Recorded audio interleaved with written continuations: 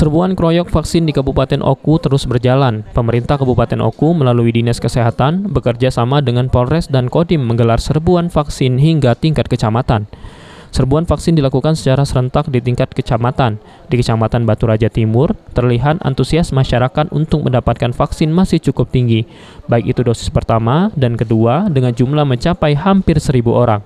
Untuk melayani vaksin masyarakat, pemerintah kecamatan menerjunkan 4 puskesmas yang ada di wilayah dalam kota Batu Raja.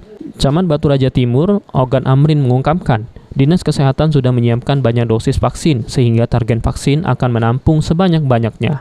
Merupakan kegiatan keroyok vaksin di Kecamatan Batu Timur yang dilaksanakan di Gedung Serbaguna Kantor Camat Batu Timur. Tentunya pelaksanaan kegiatan vaksin ini bersama dengan Polsek Batu Timur dan Ramil Kota dan juga 4 puskesmas di wilayah Kecamatan Batu Timur, yaitu Puskesmas Kemaraja, Sukaraya, Tanjung Baru dan juga Puskesmas Sekarjaya. Alhamdulillah antusias warga cukup banyak di sini, walaupun kemarin-kemarin juga telah dilaksanakan oleh pihak kepolisian, dari Kodim dan juga dari Dinas Kesehatan. Dan di sini kita melaksanakan vaksin keroyok di tingkat Kecamatan Batu Timur. Berapa banyak dosis yang disiapkan hari ini?